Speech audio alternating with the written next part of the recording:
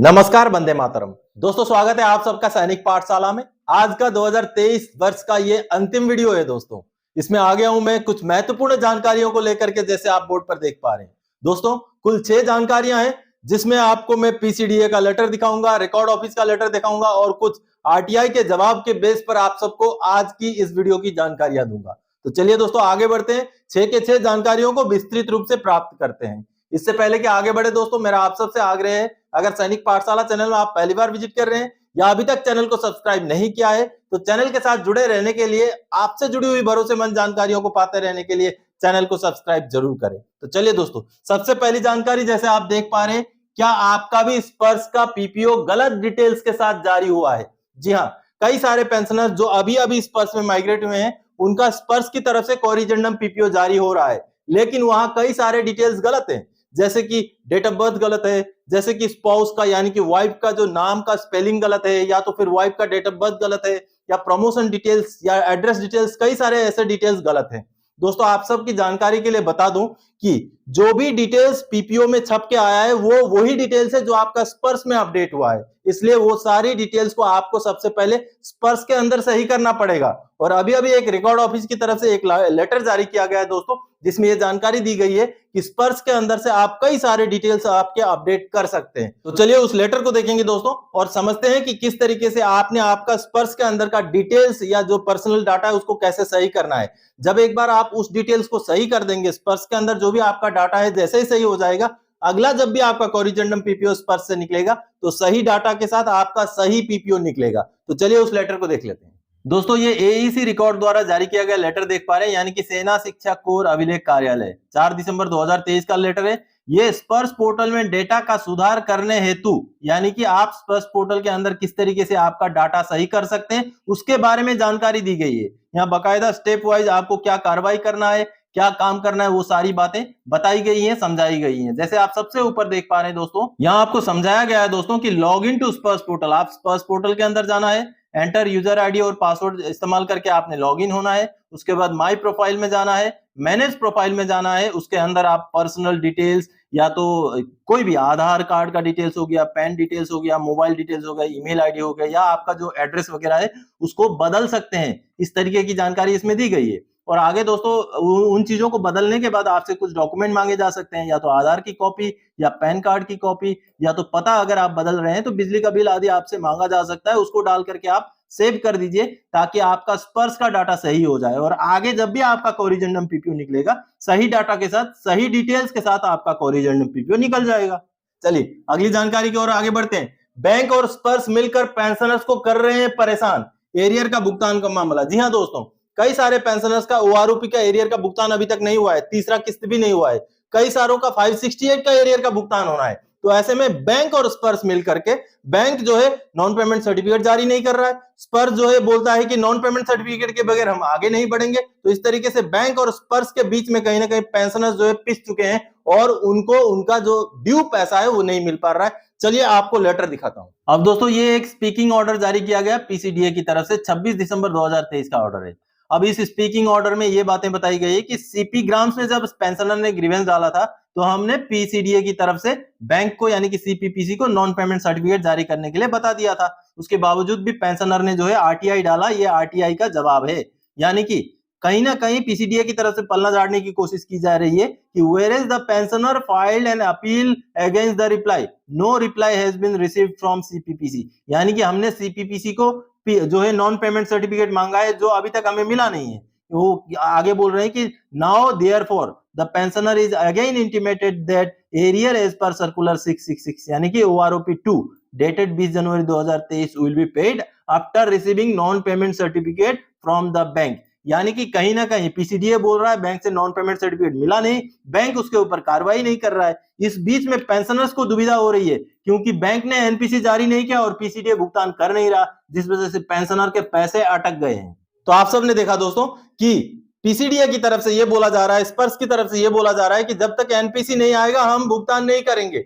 आगे आपको और एक मसला दिखाता हूं, जिसमें एनपीसी जारी करने के बावजूद भी स्पर्श भुगतान नहीं कर रहा है। जैसे अगला पॉइंट आप देख पा रहे हैं, बैंक ने दिया एनपीसी, फिर भी स्पर्श नहीं दे रहा है एरियर, ओआरओपी का मामला। जी हाँ दोस्तों, ओआरओपी का एरियर के लिए हमने भुगतान नहीं किया, ऐसा सर्टिफिकेट बैंक की तरफ से दिया जा चुका है, लेकिन बावजूद उसके स्पर्श की तरफ से भुगतान नहीं हुआ है। चलिए आपको लेटर दिखाता हूं। अब दोस्तों मैं एक ही पेंशनर के आपको दो लेटर दिखाता हूं। ये तो एसबीआई ने लिखा है लेटर 3 अक्टूबर 2023 को, जो कि स्पर्श को यानी कि पीसीडीए को लिखा है।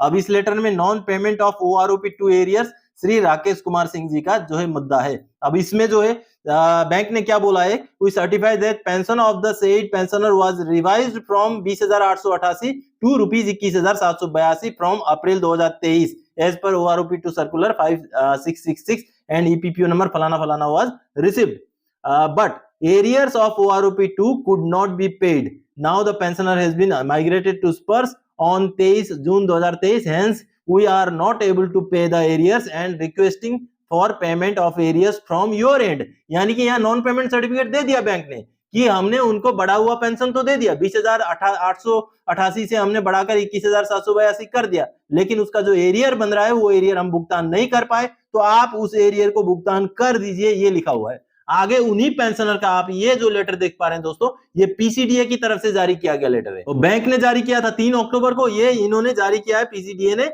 5 अक्टूबर को। और पीसीडीए ने बकायदा पेंशनर को क्या लिखा है, देखिए आगे इसमें जो लास्ट लाइन है, your issue regarding non payment of OROP arrears has been acknowledged and will be paid to you shortly. यानी कि आपका जो ओआरओपी का एरियर नहीं मिला है करके आपने जो ग्रीवेंस डाला है, उस ग्रीवेंस को हम एक्सेप्ट करते हैं, हम ग्रहण करते हैं, और आपका जो एरियर है वो जल्द से जल्द शॉर्टली हम आपको पेमेंट कर देंगे। ये लेटर जारी किया गया 5 अक्टूबर 2023 को, लेकिन उसके बावजूद आज दिसंबर का महीना खत्म हो चुका है, लेकिन एरियर का भुगतान का कोई नामो निशान नहीं है। राकेश कुमार सिंह जी को अभी तक एरियर नहीं मिला है। तो आप सबने देखा दोस्तों कि बैंक की तरफ से नॉन पेमेंट सर्टिफिकेट दे दिया गया था कि हमने भुगतान नहीं किया, आप कर दीजिए, लेकिन बावजूद उसके पेंशनर ने जो जानकारी दी है, अभी तक उनको ओआरओपी का एरियर का भुगतान नहीं हुआ, जो कहीं ना कहीं बहुत बड़े सवालिया निशान खड़े करता है। तो ऐसे केसेस में स्पर्श को जल्द से जल्द एरियर का भुगतान कर देना चाहिए। चलिए अगली जानकारी की ओर आगे बढ़ते हैं दोस्तों। पीसीडीए का वेबसाइट बंद, कार्य दक्षता और कर्मशैली पर बड़ा सवाल है, पेंशनर्स कहां जाएं? जी हाँ दोस्तों, आप सबको पता होगा कि पीसीडीए का जो वेबसाइट है पिछले लगभग 1 साल से बंद है। ऐसे में मैंने एक सीपी ग्राम से ग्रीवेंस भी डाला था, उस ग्रीवेंस का मुझे जवाब भी दिया गया कि पीसीडीए का वेबसाइट कब खुलेगा, लेकिन फिर भी जो पीसीडीए का वेबसाइट है आज भी नहीं खुला है।